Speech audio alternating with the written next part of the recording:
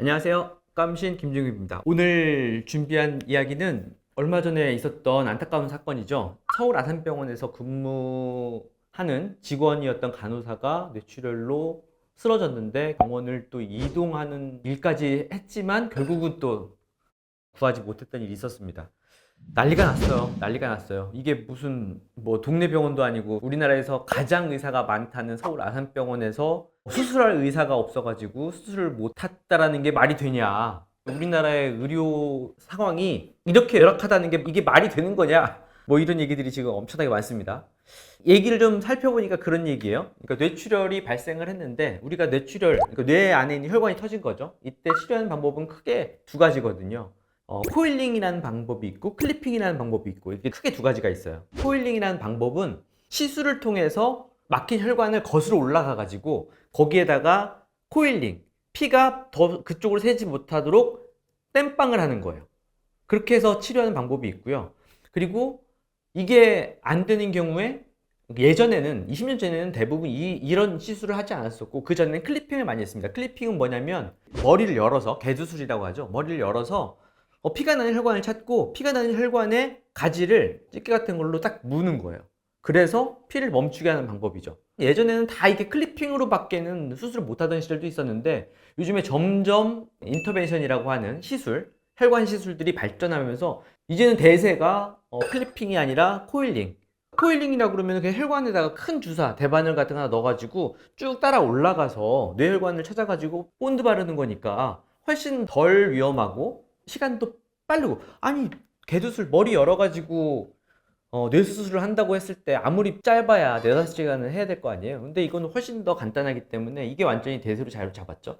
이 간호사 같은 경우에도 서울 아산병원에서 처음에 코일링을 하는 교수님이 이 시술을 시작했던 것 같아요. 그런데 결국은 되지 않았습니다. 그 얘기를 들어보니까 우리 뇌는 딱딱한 뼈 안에 들어있잖아요. 때문에 출혈이 많아지면 뇌압이 올라가게 돼요. 자꾸 딱딱한 공간 안에 계속 피가 더 들어가려고 하니까 뇌압이 자꾸 올라가겠죠. 그러니까 혈관을 통해서 코일링을 하는 시술 자체가 뇌로 들어가는 그 혈관 자체의 길마저 좁아져서 시술이 불가능한 상황이 된 거예요.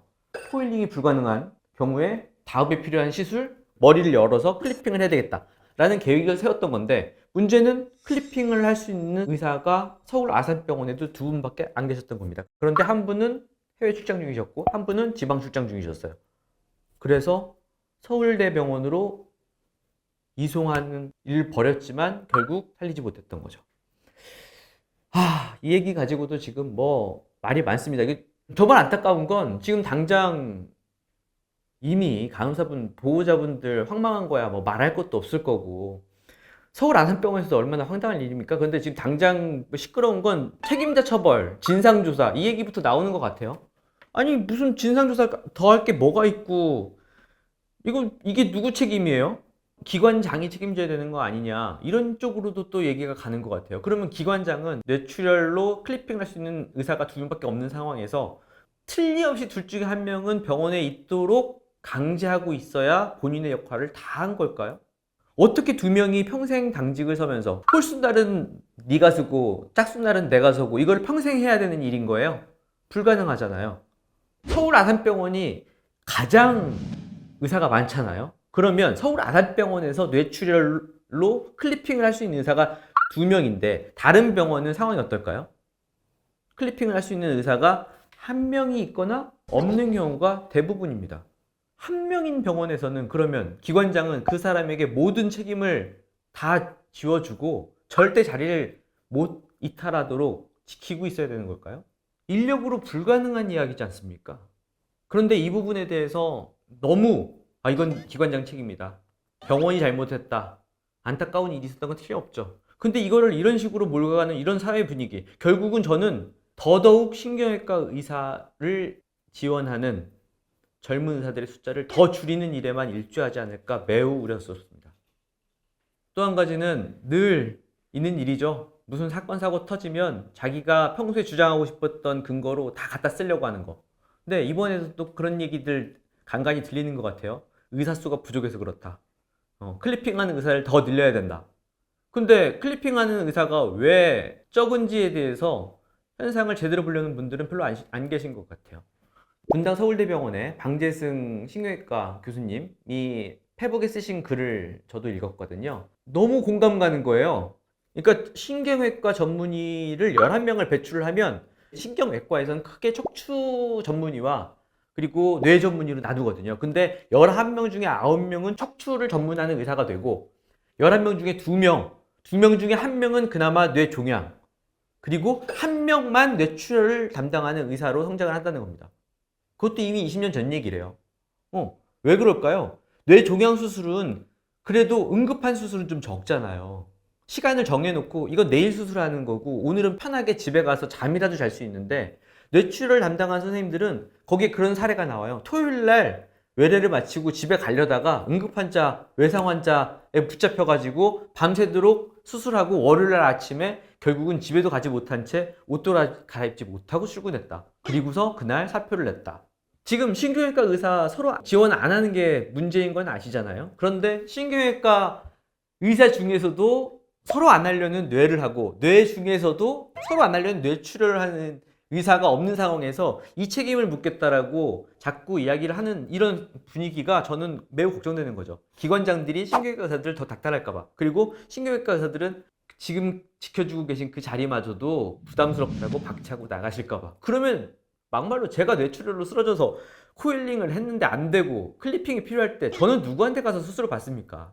비단 이게 신경외과만의 문제가 아니라는 게 더 안타까운 현실입니다. 제가 몸담고 있는 이비인후과에서도 아까 신경외과에서는 척추하고 뇌로 크게 전문의들이 나눠지지 않습니까? 세부 전공이. 이비인후과는 귀하고 코하고 두경부로 나눠지거든요. 우리 그 담배 광고에 나오는 그 후두암 환자들 그 수술해 놓은 무서운 사진들 있잖아요. 그게 무서운 사진이지만 사실은 후두암 걸린 환자분들을 살리기 위한 인류가 가지고 있는 마지막 방법이지 않습니까? 그 수술을 할 수 있는 의사들이 두경부외과, 그분들이 갑상선 수술, 설암, 혀에 생기는 암, 인후두, 입안에 있는 두경부 쪽에 생기는 모든 암에 대한 수술을 하시는 분들이거든요. 두경부외과는 늘 이 두경부 암 쪽을 많이 다루기 때문에 응급 상황도 너무 많고요. 그러니까 응급 상황이 많다는 거는 늘 불려 나와가지고 밤에 새벽에 수술을 해야 된다거나 늦게까지 수술하고 다음날 바로 또 일을 해야 되는 이런 상황들이 자꾸 발생하는 거예요. 그렇다 보니까 이비인후과는 전공을 했으되 세부 전공인 두경부외과를 전공하지 않는 문제가 발생하는 겁니다. 왜냐하면 사명감만으로 일하기에는 지금 현재 상황이 너무 녹록치 않기 때문입니다. 매일 밤새고 그러다가 두경부암, 당연히 이비인후과 쪽에서는 의료사고가 발생할 확률이 가장 높겠죠. 왜냐하면 일단 암 환자분들이고 특히나 또 숨기를 다루는 일을 하다 보니까 이비인후과에서 사망사고가 난다면 귀나 코 파트보다는 대부분 두경부외과 파트에서 사망사고가 발생할 가능성이 매우 높습니다. 경찰서 몇 번 갔다 오고 다음날 응급수술 몇 번 하고 그러다 보면 사명감이고 뭐고 멘붕이 옵니다. 그래서 헌신하던 많은 봉지기들이 개원이라는 방법을 택하고 병원을 도망가죠. 그렇다 보니까 지금 병원들마다 두경부외과 의사가 부족해서 난리가 아니에요. 왜냐하면 한 명 있는 경우에 두경부외과 의사를 365일 계속 당직을 세울 수가 없잖아요. 그러니까 최소 2명 이상은 돼야 될 텐데 지금 2명 이상의 두경부외과 전문의를 확보하고 있는 대학병원 솔직히 몇 개 없습니다. 그러니까 우리 담배는 그렇게 피우고 마지막에 혹시라도 무서운 병에 걸렸을 때 도움받을 수 있는 의사 숫자가 지금 기하급수적으로 줄고 있는 거예요. 병원들마다 난리입니다. 더 뽑고 싶은데 뽑을 사람이 없어서. 신경외과 의사도 마찬가지고요. 이건 서울 아산병원이 아니라 전국의 어느 병원에서도 언제든 발생할 수 있는 일이에요. 거꾸로 서울 아산병원이 이번에 마치 폭탄 돌리기를 하다가 터지는 폭탄을 들고 있었던 사람 역할이랄까요? 그럼에도 불구하고 서울 아산병원은 이 사회적 이슈가 너무 크게 되고 있다 보니까 직원을 살리지 못한 병원에, 그렇죠, 부끄럽고 진짜 어디든 숨고 싶겠죠. 그러니까 자기들의 입장에 대해서 정확하게 이야기하지 못하는 것 같아요. 그래서 대신 좀 얘기해 드리는 거예요. 이거는 저는 서울 아산병원에 누구의 잘못도 없다라고 보입니다. 또 이 이야기를 가져다가 의사수 늘리는 당위성을 이야기하시는 분들 계세요.